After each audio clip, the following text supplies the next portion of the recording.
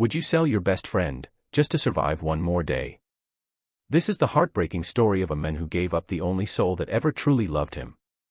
And the dog who never stopped waiting. What happens when regret lasts for years, but loyalty lasts forever? Stick around, because what happens at the end will break you, and heal you at the same time. If this story touched your heart, smash that like button, share it with someone who loves dogs, and hit subscribe for more emotional, true-to-life stories.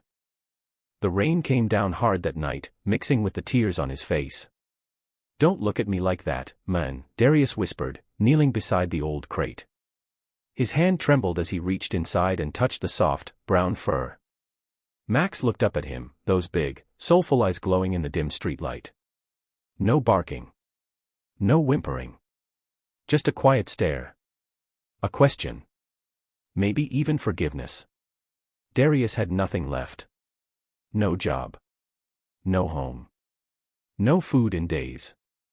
Just a worn jacket, a heavy heart, and Max, his dog, his best friend, the only one who had stayed. He had slept in shelters, benches, even under bridges, but Max never left his side. They were a team. Brothers. A family of two. But that night, that awful, cursed night, Darius made a decision that would haunt him forever. A man in a silver van had offered him $300. "I like your dog," the man had said casually, as if he was talking about a pair of shoes. "Strong. Loyal. I'll take good care of him." Darius had refused at first. Walked away. But his stomach growled, his vision blurred, and the cold wind reminded him he had nowhere to go. He looked at Max, his ribs showing, his fur dirty, yet still wagging his tail. "Forgive me," Darius choked out, handing the leash over. The van drove away, and Max never took his eyes off Darius, not until the van disappeared into the night.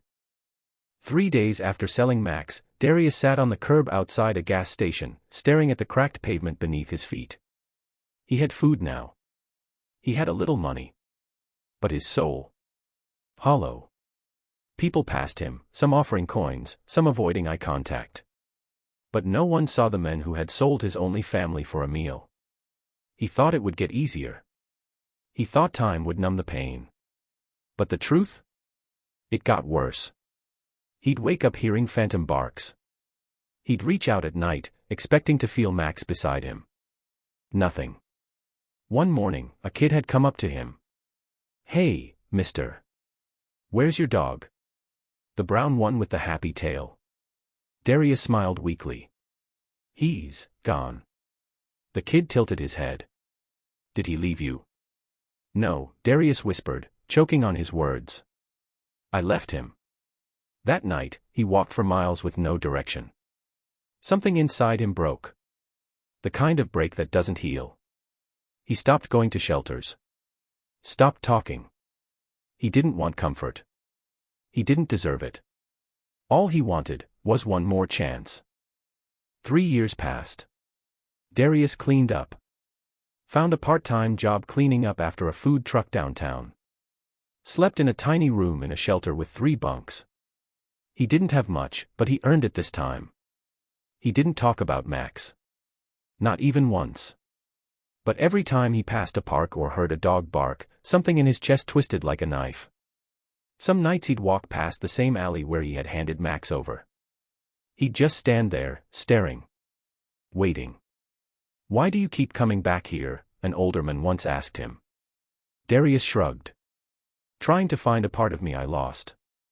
One afternoon, while cleaning behind the truck, he heard a bark, a sharp, familiar sound that hit him like a punch to the gut. He turned. A brown dog across the street. Older. A little thinner. But those eyes, those same deep, soulful eyes. "Max," he whispered. But before he could move, a girl grabbed the leash and tugged. "Come on, Max." Darius froze. He wanted to run. Scream. Fall to his knees. But he didn't.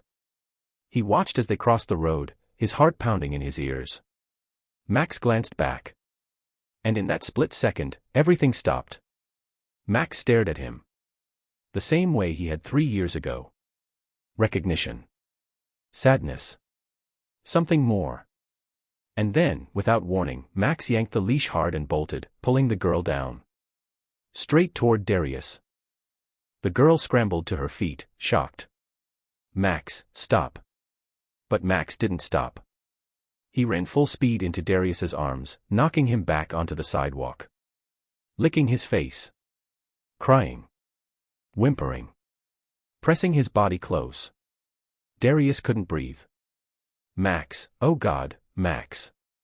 He held him like a child. People stopped and stared. Some smiled. Others took out their phones. But Darius saw none of them. Only Max. The girl ran over.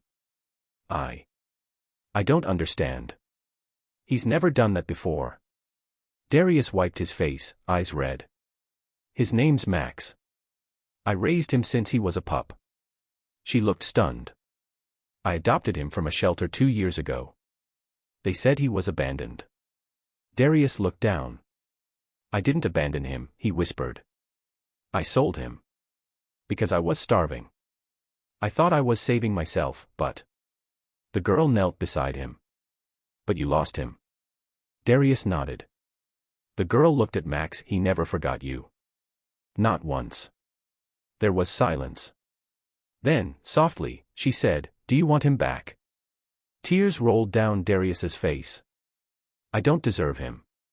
She smiled. He disagrees. A week later, Darius walked into the shelter, not as a broken man, but as someone trying to rebuild what he lost. Max trotted beside him, leash in hand but never needed. Word had spread. The story of the man who gave up his best friend, only to find him again years later, touched hearts across the city. Someone donated a small apartment for Darius and Max. Someone else offered him a steady job at an animal rescue center. But more than anything, Darius had peace. Every night, Max curled up at his feet, just like before. Every morning, Max greeted him with joy, as if those painful years never happened. And one night, as Darius sat on the floor, petting Max's soft fur, he whispered, I sold you to save myself, but you were the only part of me worth saving. Max wagged his tail and licked his hand, no judgment, no blame. Just love. Because sometimes, the soul we think we've lost is just waiting for us to find our way back.